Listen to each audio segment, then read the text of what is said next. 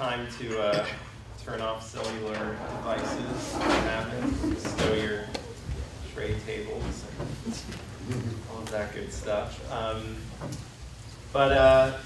It's my pleasure to introduce Richard Schwartz. We had a great time. He came by our class, detective fiction class, and I see a lot of you guys are here. And he's written 4 novels, Frozen Stare, The Last Voice You Hear, Proof of Purchase, and Into the Dark, and written and edited 14 other books, including Nice and Noir, contemporary American crime fiction. His prose is taut, evocative, and propulsive. He's taught at West Point, Wisconsin, and Georgetown, and is now professor of English at University of Missouri, Columbia, where he teaches history of the novel and advanced fiction writing. So please join me in welcoming Richard Schwartz.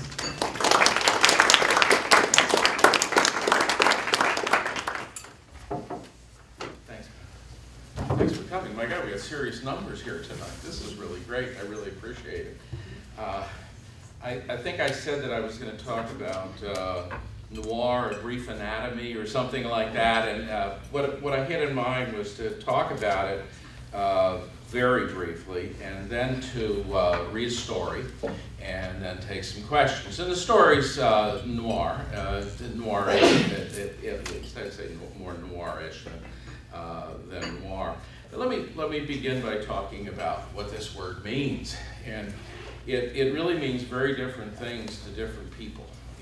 If you go into a New York publishing office, you go to a New York agent's office, and you say, I write noir, that means crime fiction. That means hard-boiled. That means everything but English mysteries. It means basically Raymond Chandler rather than Agatha Christie. And English mysteries they call cozies, and everything else they call noir.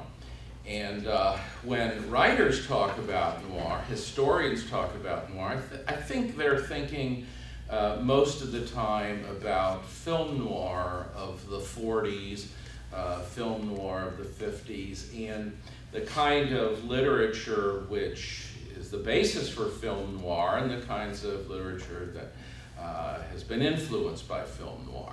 So film noir is black and white, right? Doesn't have to be black and white. Chinatown's film noir, and it's in color.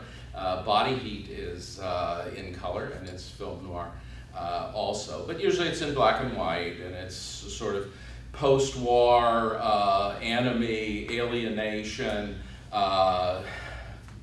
dark figures coming out of people's past. And of course, Out of the Past is one of the great film noir movies. I would say that of the writers, probably film noir is closest to the work of James M. Cain.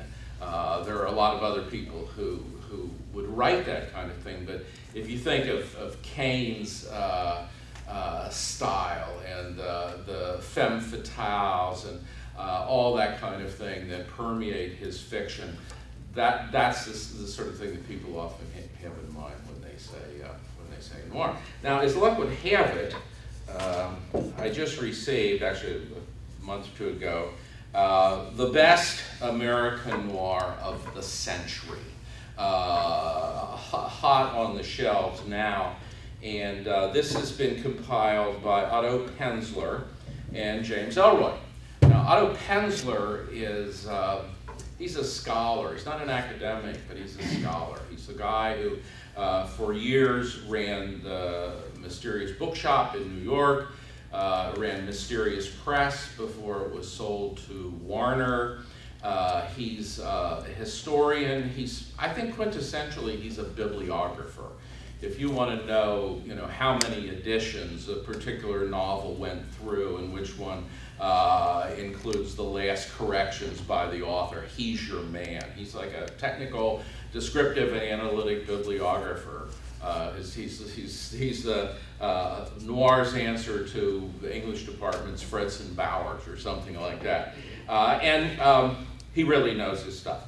Ellroy, of course, is a writer, a wild man, the demon dog of American fiction, he calls himself, though he's very comfortable these days because he has a new girlfriend, and he's 60 years old, so he's kind of calmed down a little bit. I don't know how long this will last, but it's calmed down a little bit.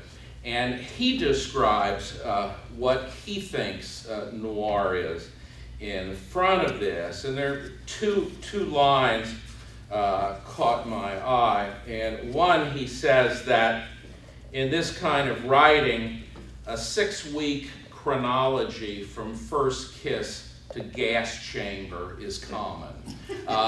So he's thinking of the femme fatale thing. And I love the great line in Body Heat where Kathleen Turner says to William Hurt, "You're not very smart, are you? I like that in a man." And it's that sort of thing. At the beginning, he says, "We created it, but they love it more in France than they do here. Noir is the most scrutinized offshoot of the hard-boiled school of fiction.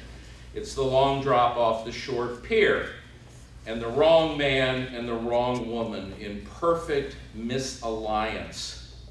It's the nightmare of flawed souls with big dreams and the precise how and why of the all-time sure thing that goes bad. Noir is opportunity as fatality, social justice as sanctified shuck, and sexual love is a one-way ticket to hell. Noir indicts the other subgenres of the hard-boiled school as sissified and canonizes the inherent human urge towards self-destruction." And he says, trying to invite a new generation into the arms of noir, exercise your skeevy curiosity and read every one of these stories. You'll be repulsed and titillated. You'll endure moral forfeit. Doom is fun. You're a perv for reading this introduction. Sorry. Read the whole book and you'll die on a gurney with a spike in your arm. He gets a little hebephrenic sometimes when he talks about things that he loves. But I think the most important line there is the line about the wrong man and the wrong woman in perfect misalliance.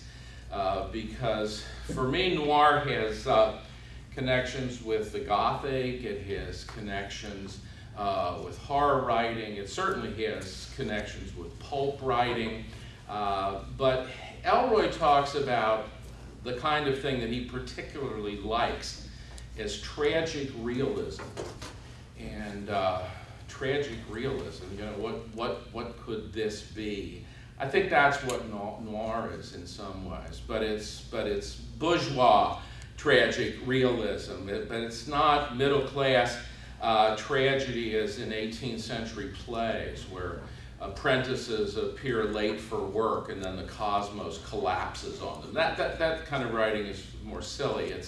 It's not a dentist suddenly finding out that he's killed his father and married his mother. It's not that kind of tragedy. It's average people being in the wrong place at the wrong time. It's average people meeting the wrong person in perfect misalliance. And so you have the kind of transcendental, if you will, or cosmic forces, the sort of pressure of fate and that kind of thing operating, but in a real world context. So it's realistic tragedy or tragic realism. So I think that's what it is. Let me read this story and see what you think of this. I actually brought 2 stories with me. I'm glad I did. This one's a little easier to follow, and the other one has a lot of bad language in it, which is not uncommon in this kind of writing. My wife is here tonight, and there are a lot of adults, and maybe the undergraduates that grew up on it, but they might feel it's kind of awkward to see somebody my age talking this way. But it's just the characters in the story. But this is a little this story is a little more polite. It's set in Los Angeles in recent time, and it's called Freelancer. In recent